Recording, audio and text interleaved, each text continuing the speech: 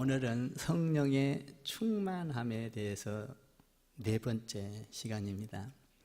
제가 별도로 제목을 안다는 것은 성령이 얼마나 중요한가라는 것을 여러분들이 말씀을 통하여 깊이 깨닫게 되기를 원하는 것입니다.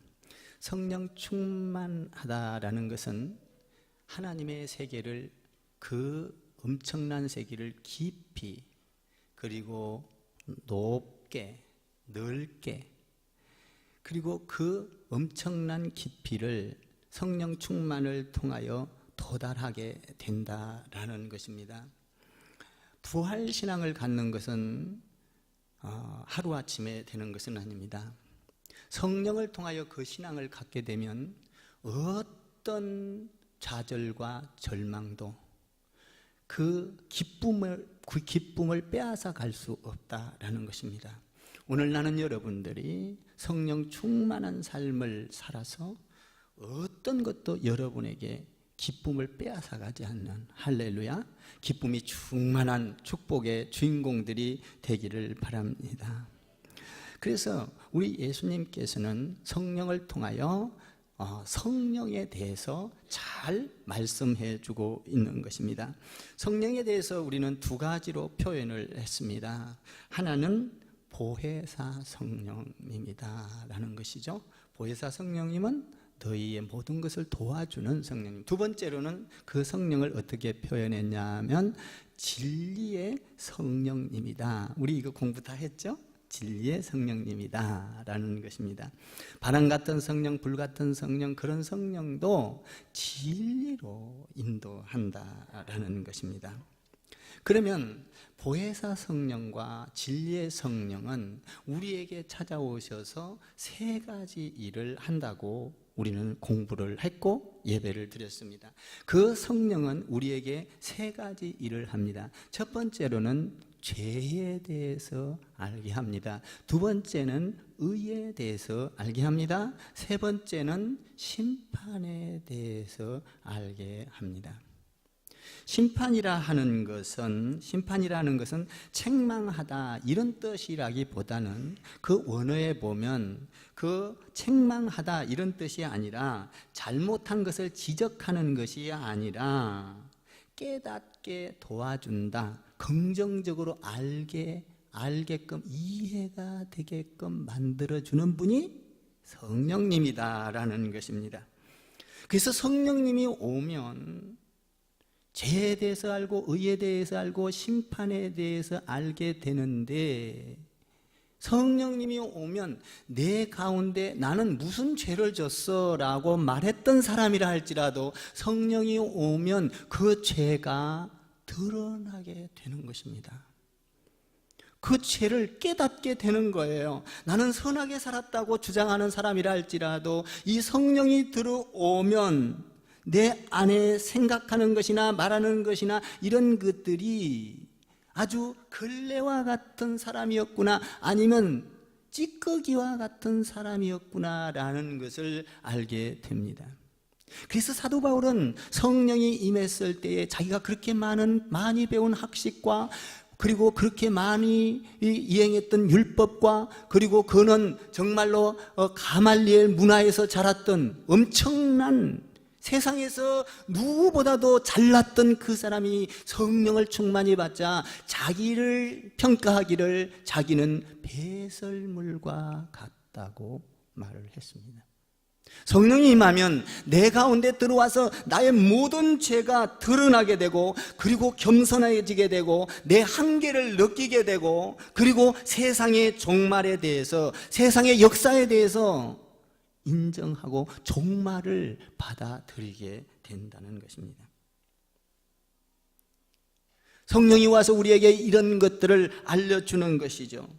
그러면 성령이 이곳에 와서 어떤 역할을 하나요? 그런 것들을 우리에게 알려주면서 어떤 역할을 하나요? 우리가 지난 시간에 배웠습니다. 성령은 우리에게 세 가지 역할을 한다고 배웠습니다. 첫 번째로 성령은 우리를 진리 가운데로 인도하신다는 것입니다. 믿습니까? 진리가. 그러니까 바른 길로 인도한다는 거예요. 성령은 절대적으로 우리를 나쁜 길로 인도하지 않습니다. 사망의 길로 인도하지 않습니다. 절망과 좌절의 길로 인도하지 않습니다. 성령은 우리에게 반드시 바른 길로, 뭘 통하여? 진리를 통하여 인도한다는 것입니다. 하나님의 말씀은 우리를 풍요롭게 만듭니다. 우리를 잘 살게 만듭니다. 우리를 능력 있게 만듭니다. 우리를 성령은 진리를 통하여 담대한 능력을 갖게 해 주시는 것입니다.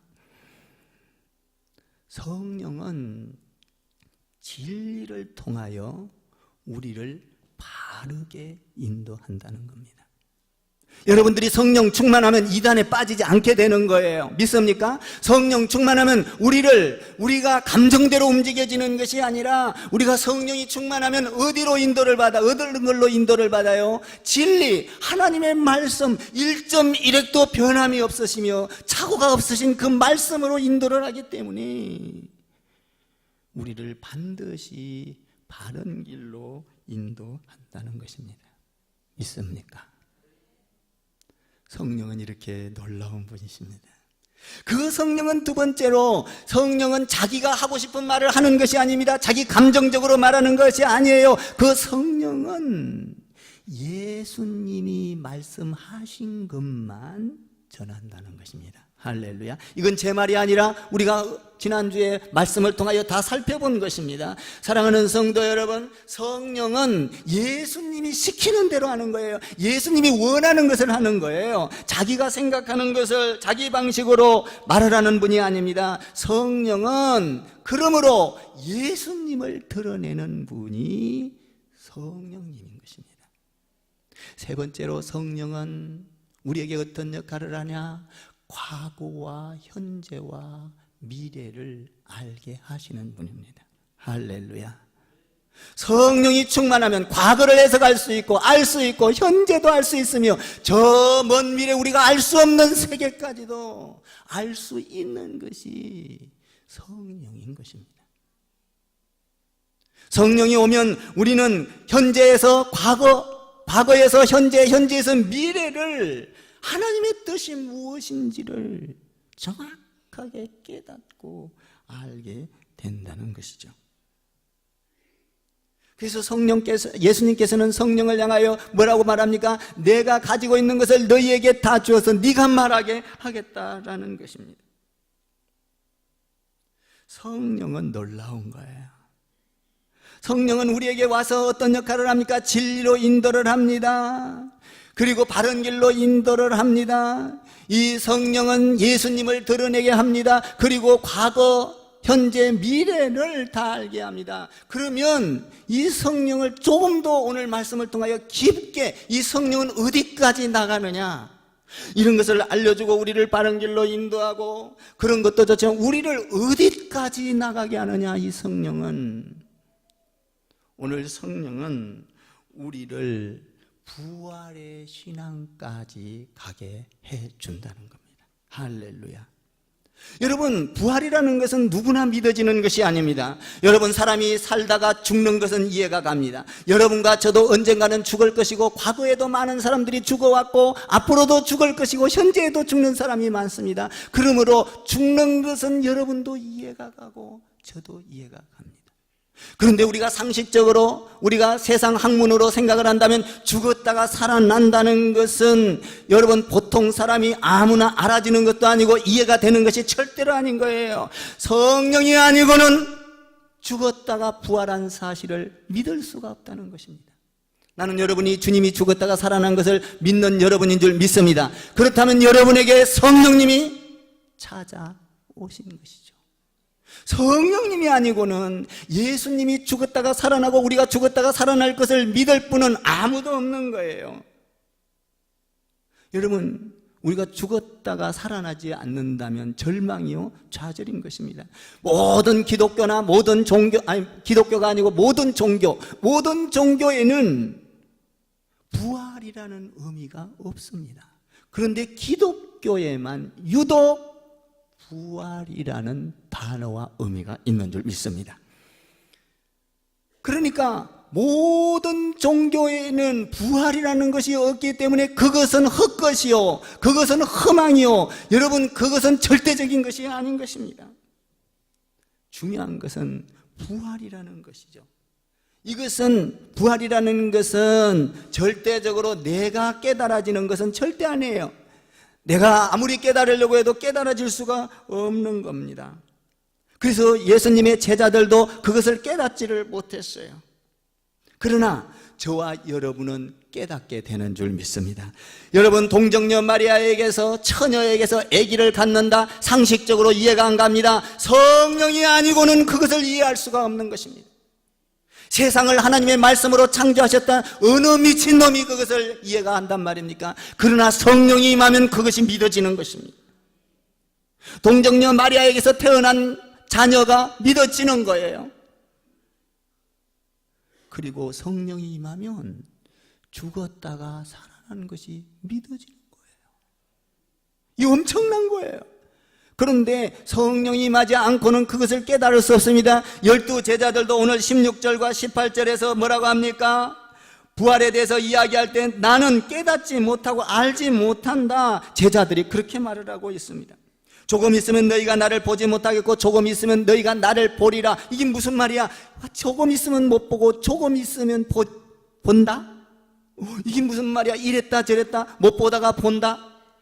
이것은 예수님께서 죽음과 부활을 이야기하고 있습니다. 그런데 12 제자들은 그때 당시에 성령이 임하지 않았기 때문에 무슨 말인지를 깨닫지, 16절과 17절 18절에서 깨닫지 못한다고 말을 하고 있습니다. 사랑하는 성도 여러분, 저와 여러분은 예수님이 죽었다가 살아난 것을 깨닫는 저와 여러분인 줄 믿습니다. 그렇다면 저와 여러분 안에 성령이 임했기 때문인 것입니다.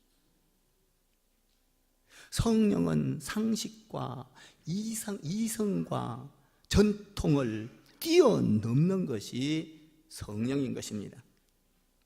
성령님이 임하지 아니하면 예수님이 죽었다가 살아난 것을 누구도 이해할 수가 없습니다. 예수님을 3년 반 동안이나 따라다녔던 예수님의 제자들도 오늘 16절과 18절에서 그것을 이해하지 못한다고 분명하게 말하고 있습니다. 조금 있으면 너희가 나를 보지 못하겠고 조금 있으면 너희가 나를 보리라. 이 말은 뭔 말이에요? 주님이 죽으시면 너희가 못 볼 것이요, 그러나 살아나면 다시 보게 될 것이다.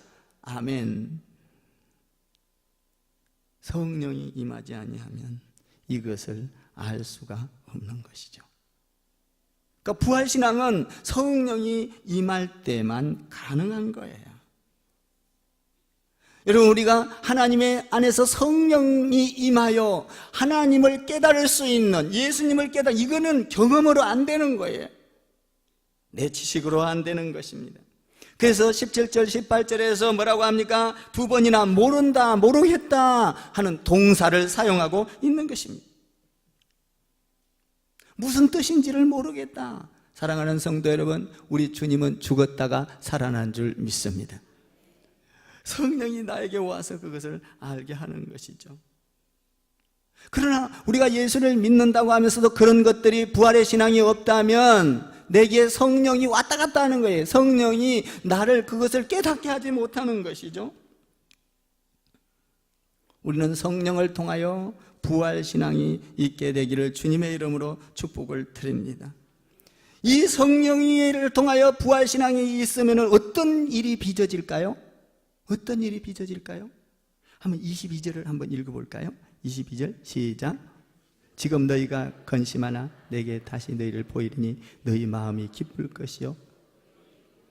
성령이 임하여 부활의 신앙을 갖게 되면 기쁨이 넘친다는 거예요. 이 기쁨이 넘쳐서 어떤 것도 그 기쁨을 뺏어갈 수가 없다는 거예요.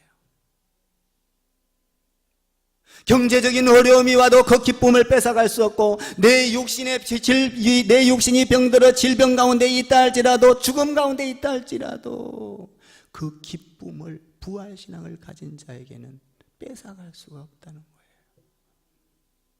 여러분, 아브라함을 기억하십니까? 아브라함 100세에 얻은 그 아들 이삭을 하나님께서 명령합니다. 너는 내가 지시한 땅으로 가서 그 아이를 잡아서 죽여서 나에게 제물로 드려라.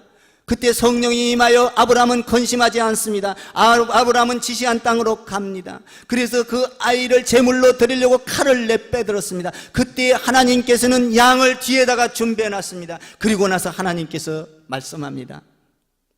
너는 하나님 안에서 부활신앙을 가졌으니 너는 믿음의 조상이 되고자 하는 약속의 복을 받을 것이며, 너는 하늘의 별과 같이 복을 받을 것이며, 너는 바다의 모래알같이 복을 받을 것이며, 너는 동서남북의 복을 받을 것이니라. 그리고 너를 축복하는 자에게 내가 복을 내리고, 너를 저주하는 자에게 내가 저주를 내리고, 너를 통하여 모든 열방이 복을 받을 것이니라. 이 엄청난 거예요. 성령이 임하면 기쁨으로 감당하는. 여러분, 성령이 임하면 우리에게 직분이 줄 때 여러분 그것이 슬프지 않습니다. 기쁩니다. 왜냐하면 미래의 하나님께서 그 직분을 통하여 엄청난 아브라함과 같은 축복을, 미래를 기대하기 때문이에요. 저도 직분 중요하게 생각합니다. 저는 목사직을 굉장히 중요하게 생각합니다. 저는 대통령직하고 목사, 물론 대통령을 안 시켜주니까 못하죠. 그런데 대통령 할래, 목사 할래 하면 저는 목사를 선택합니다. 왜냐하면 대통령을 선택해서 하면 임기가 끝나면 감옥 가기 때문입니다. 저는 이 직분은 내 임기가 끝난다 할지라도 영원한 그 축복에 변하지 않는 영원한 세계, 할렐루야. 이 직분은 생명보다 더 귀한 것입니다. 사도 바울도 그 직분을 귀한 것으로 여겼습니다. 그래서 전 세계를 변화시키는 아무것도 아닌 그가, 여러분, 그가 예수님을 만나고 인생이 뒤바뀌었을 때, 그 직분을 감당했을 때 전 세계에 복음을 전하고 저와 여러분에게까지 오는 이 엄청난 일을 하지 않았습니까? 직분이라는 건 너무나 중요한 거예요. 부활신앙으로 나아가면 기쁨이 넘치리라. 할렐루야. 그래서 저는 이 말씀을 묵상하다가 기뻐해야 되지, 성령이여 나에게 기쁨을 주옵소서. 거울을 보면서 한번 웃어봅니다. 기쁘게 웃어봅니다. 웃어보니까 기쁨이 막 넘치더라고요. 성령님이여 나를 기쁘게 해주소서. 그리고 옷을 입고 이렇게 삥 한번 거울을 들어봅니다. 성령님이여 나 멋있게 생겼죠. 성령님한테 먼저 자랑을 해야 될 거 아니에요. 제가 옷을 하나 사 입고 뭡니까? 성령님이요 저 멋있게 생겼나요? 멋있게 생겼나요? 물어보는 거예요. 성령님이요 저 멋있게 생기셨죠? 기쁩니다. 하나님, 저 이런 기쁨이 어떤 것도 빼앗아가지 못하도록 성령님이요 나를 축복해 주옵소서. 그래서 제가 거울을 보니까 진짜 멋있더라고요. 안 멋있어도 그냥 멋있다고 해주세요. 근데 실제 멋있어요. 저도 목회자가 되기 전에는 별 볼 일이 없었습니다. 25년 동안 하나님께서 갈고 닦아서 지금에 와서는 하나님 안에서 주의 일을 감당할 수 있도록 잘 닦아주셨습니다. 여러분, 직분이 완전한 자가 어디 있습니까? 하나님께서 세워놓고 다듬어가는 줄 믿습니다. 사실 내가 우리 장로님 대단히 존경합니다. 우리 장로님 처음에 장로님 뽑을 때 정말 엉망이었어요. 저도 목회자 할 때 엉망이었고요. 근데 시간이 지나면서 다듬어져서, 우리 장로님 시간이 지나면서 저렇게 아름답게 다듬어지고 순종자라고 하나님의 일이라면 정말 제가 존경하고 어떤 때는 머리를 탁 숙여요. 장로님 앞에서. 너무나 감사해요. 다듬어주신 성령님이여 감사합니다. 저 다듬어짐을 통하여 하나님의 일을 감당하기를 원합니다. 장로님 사랑해요. 얼마나 좋은지 모르겠어요.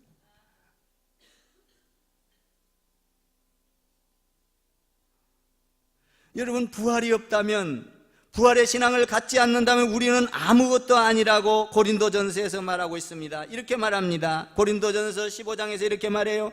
만일 죽는 자가 다시 사는 것이 없으면 그리스도도 다시 사신 것이 없을 터이요, 그리스도께서 다시 사신 것이 없다면 너희 믿음도 헛되고 너희가 여전히 죄 가운데 있을 것이요, 또한 그리스도 안에서 잠자는 자도 망하였으리라. 여러분, 우리가 아무리 신앙생활을 잘한다 할지라도 부활신앙이 없다면 우리의 신앙은 망한 것입니다. 우리의 헌신과 우리의 여러분들의 이 하나님 안에서 수고한 이 모든 것이 다 허투루 돌아가는 것입니다.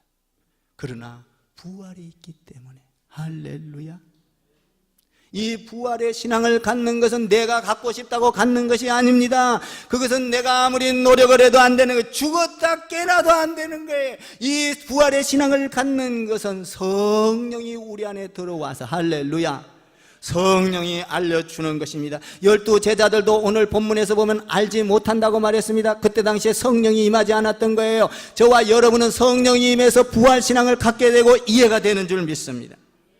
요한복음 11장에서 이렇게 말합니다. 예수께서 가라사대 나는 부활이요 생명이니 나를 믿는 자는 죽어도 살겠고 무릇 살아서 나를 믿는 자는 영원히 죽지 아니하리니 내가 이것을 믿느냐?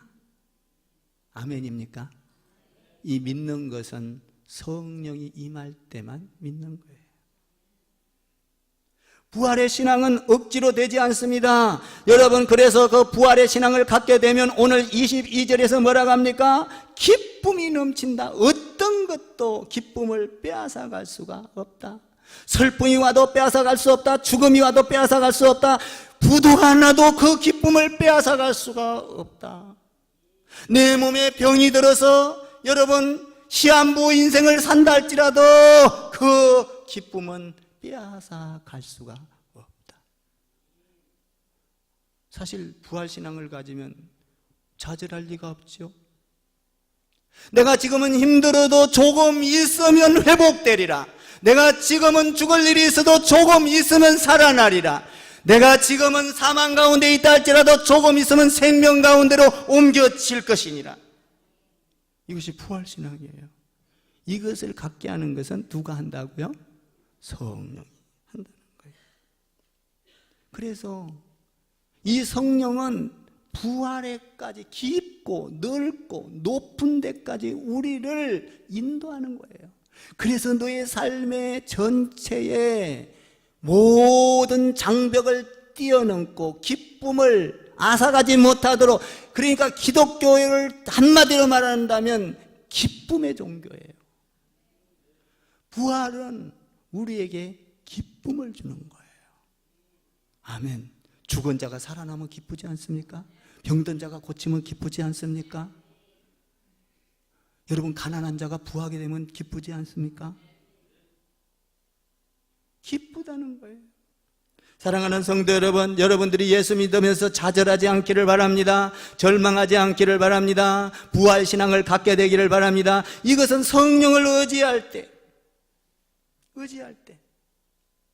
그래서 이 기쁨을 우리 예수님께서 설명을 잘해주고 있죠. 21절과 22절에서 여자가 해산하게 되면 때가 이르렀으나 근심하나 아기를 낳으면 세상에 사람 난 기쁨을 인하여 그 고통을 다시 기억하지 아니한다. 다시 말하면 아기를 가졌을 때는 너무 힘들고 어려워서 다시는 아기 안 날 거야.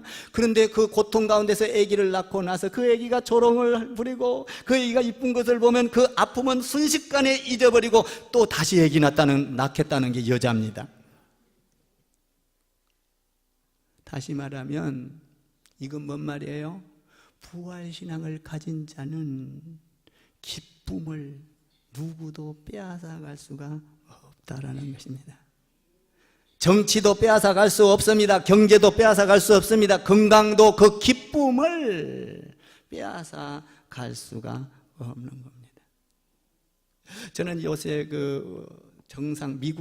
한국과 미국이 정상회담 하는 걸 보니까 참 미국이라는 건 놀랍죠.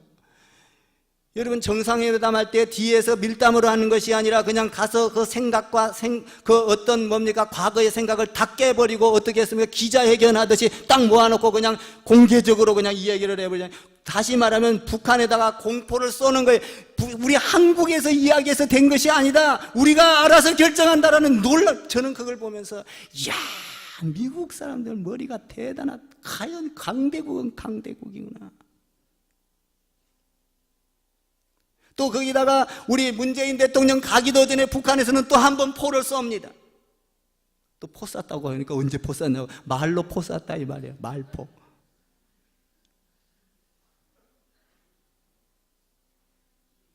알아듣기를 잘 알아들어야 돼. 목사가 이상하게 말해도 여러분들이 잘 알아들으면 30배, 60배, 100배의 결실을 맺게 되는 줄 믿습니다. 참 머리가 대단한 거예요. 그 정치 못 따라가는 것이죠.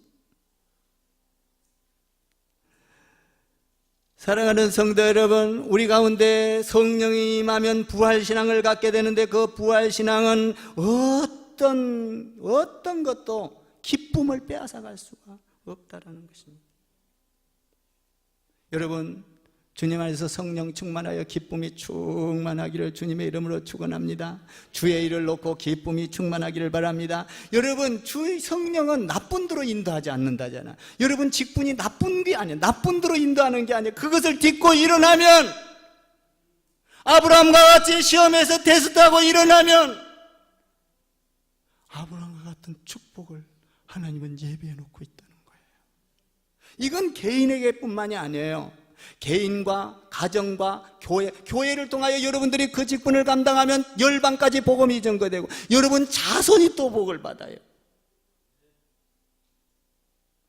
이거 간단한 게 아니에요, 여러분. 세상의 직분도 하나 성진하면 그렇게 좋고 파티를 하고 축하를 하고 그러는데 여러분 세상의 성진하고는 비교가 안 되는 거예요, 이거는.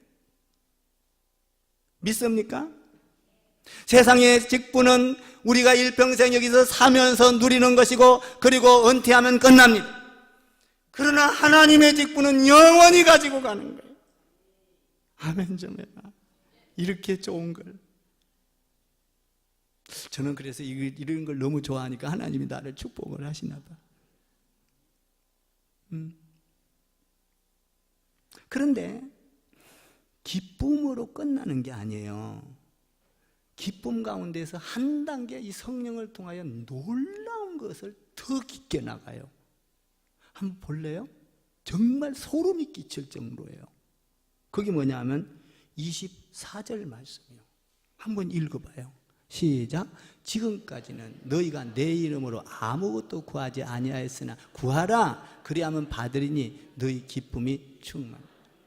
여러분, 기도 방식이 바뀐다는 거예요. 성령이 임하기 전에는 어떻게 기도합니까? 여러분들이 기도할 때 감정적으로 기도합니다. 내가 원하는 걸 기도합니다. 요구합니다. 그리고 여러분들이 바라는 걸 기도합니다. 이건 성령이 임하지 않을 때의 기도야. 그것도 기도요. 아멘 좀 하시오. 그런데 성령이 임하면 어떤 기도를 해요? 하나님께서 이미 약속하신 약속의 축복을 놓고 기도하기 때문에 약속을 바라보고 기도하는 거예요. 믿습니까? 그러니까 그 약속을 바라보고 기도하는 것은 다 내가 너희에게, 예수님께서 말합니다. 너희가 그렇게 구하지 아니하였으나 이제 구하는 방식이 바뀌고 나면 내가 너에게 구하는 것 모든 것 다 이루어 주리라. 와, 소름이 끼치지 않습니까? 성령이 임하면 어떤 기도를 하느냐? 하나님께서 약속하신 아브라함도 약속을 바라보고 기도했습니다. 너는 장차 믿음의 조상, 약속이에요, 약속. 여러분 야곱을 보세요. 너는 장차 내 아들이 되리라, 이스라엘이 되리라. 이 엄청난 약속을 바라보고 그는 성령이 임하면 우리가 약속을 바라보고 기도하는 거예요. 그 기도는 힘이 있습니다. 그 기도는 능력이 있습니다. 그 기도는 확신이 있는 거예요. 약속해놓고 기도하는 거예요. 약속. 성령이 임하면 이게 들어온다는 거예요. 그래서 기도하는 것이 확신이 와서 그 확신 속에서 기도하면 그것이 이루어지는 것입니다. 여러분, 안개는 해가 뜨면 순식간에 사라집니다. 안개가 그렇게 자욱하다가도 해가 뜨면 안개는 언제 떴냐 싶을 정도로 싹 사라집니다. 여러분, 우리 가운데 어둠이 있다 할지라도, 안개와 같은 인생이 있다 할지라도 성령의 해가 뜨기만 하면 순식간에 안개는 사라지는 거예요. 제가 아침 새벽 기도를 하고 하루 올 때는 우리 시골이니까 막 논두렁을 걸쳐서 이 하천이 있는데 얼마나 안개가 그 안개가 많아서 곧 빠질 것 같아요. 그래서 창문을 열고도 운전을 해봅니다. 그러다가 와요. 그런데 새벽 예배가 끝나고 이제 가면 해가 싹 뜨니까 언제 이게 안개가 낀냐 할 정도로 싹 사라졌습니다. 가는 길이 정확하게 보입니다. 여러분, 성령은 우리를 바른 길로 인도하는 것입니다. 성령은 햇빛과 같은 거예요. 우리 가운데 떠기만 하면, 성령이 내 가운데 오기만 하면, 아멘. 부활의 신앙까지 가게 할 뿐만 아니라 거기에서 기쁨이 있고, 그 기쁨 가운데 기도의 방법이 달라지고, 땅 짓고 헤엄치기, 꼭 먹고 알 먹고 도랑치고 가재 잡고, 아멘 좀 해봐. 성령이 임하면 내 기도가 달라진다는 겁니다. 할렐루야. 약속을 믿고 기도하는 거예요. 아브라함도 그래서 복을 받았습니다. 야곱도 그래서 복을 받았습니다. 요셉도 그 약속을 받아서 꿈에 약속 그랬잖아요, 요셉에게. 그죠? 그래서 어떤 환난이 와도 약속을 붙잡고 가는 거예요. 여러분, 여러분의 직분은 하나님의 약속인 것입니다. 나는 여러분들이 성령 충만하여서 죄와 의와 심판에 대해서 알기를 바라고, 진리 가운데 인도받기를 바라고, 과거와 현재와 미래를 알게 되기를 바라고, 부활신앙을 갖게 되기를 바라고, 그 가운데 기쁨이 있기를 바라고, 기쁨 가운데서 여러분들의 기도가 100%, 180도 달라지기를 주님의 이름으로 축원합니다. 그래서 여러분의 신앙이 힘이 있게 되기를, 할렐루야, 주님의 이름으로 축복을 드립니다.